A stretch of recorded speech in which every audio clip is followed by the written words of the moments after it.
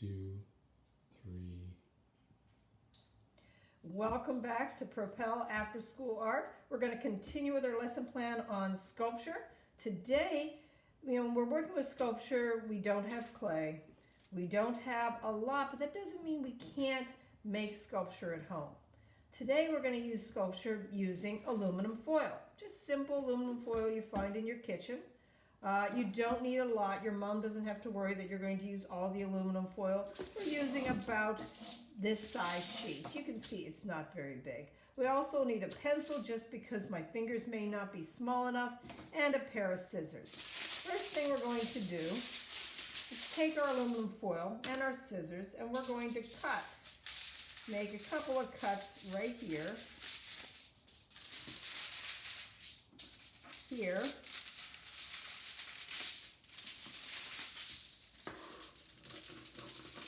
here, and here. So you can see we're going to be working on figures. The figures we're going to be working on could be animals, could be people, could be anything we want. If you've had a chance, I hope you had a chance to look at Sculptures by Kids. It is about Rodin or Giacometti or even Remington. Remington was very famous for making animal sculptures.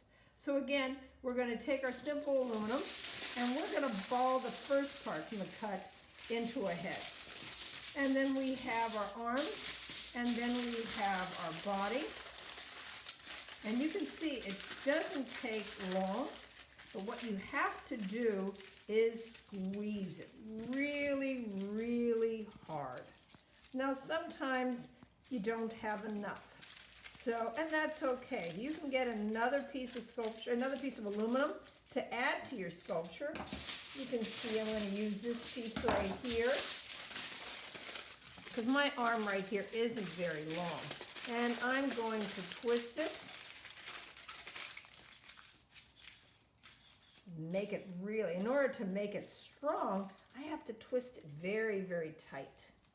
So if it's not very tight, it falls over.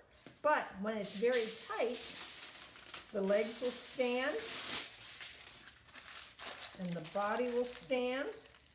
And in this particular case, I am making an animal right here. Now again, it could have been a human, could have been an animal, could have been a lot of things, because right now I'm still using my imagination.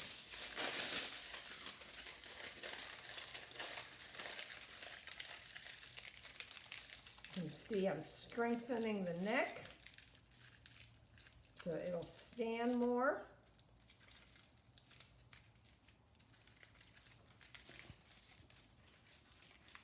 And the back so it's walking. And you can see that other side still needs a little more aluminum foil.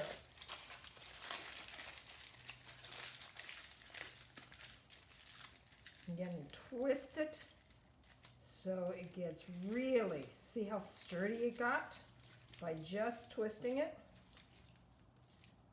And you can see my creature is starting to stand up. Maybe I can get him into a pose that he's walking.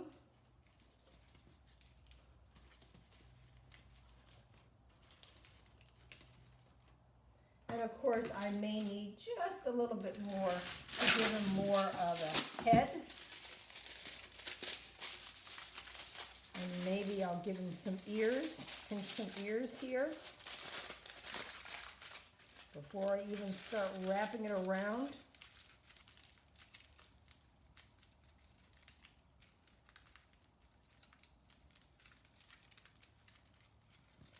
So you can see there is my, and he's really very, very thin, because he's more of an abstract figure than he is a clay figure that I can add. But again, I can keep adding more foil and more to give him more detail. So now here I've made an animal creature.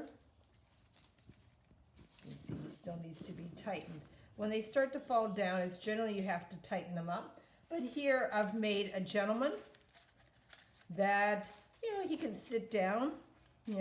I have him waving, a large, flag, so he can do something like that. And you sort of can also make him so he can run and play. If you want to, you can staple his feet to a piece of cardboard, and then you can keep all your sculptures, as statues. But I sort of like to play with mine, so I like to have him so he is running and he can wave, and that way I have a series of different toys that I can play with as well. And again, these are things that you can make very inexpensively. You can give them details. So right now I'm just taking my pencil here to give my dog some eyes. Maybe I can even give him a mouth. And again, it's harder to see filming, but I know when you're closer, you can see all the details that you have on your sculptures. Okay, we will see you next week. Enjoy making aluminum sculptures like, Giacometti, Rodin, or Frederic Remington. See you next week.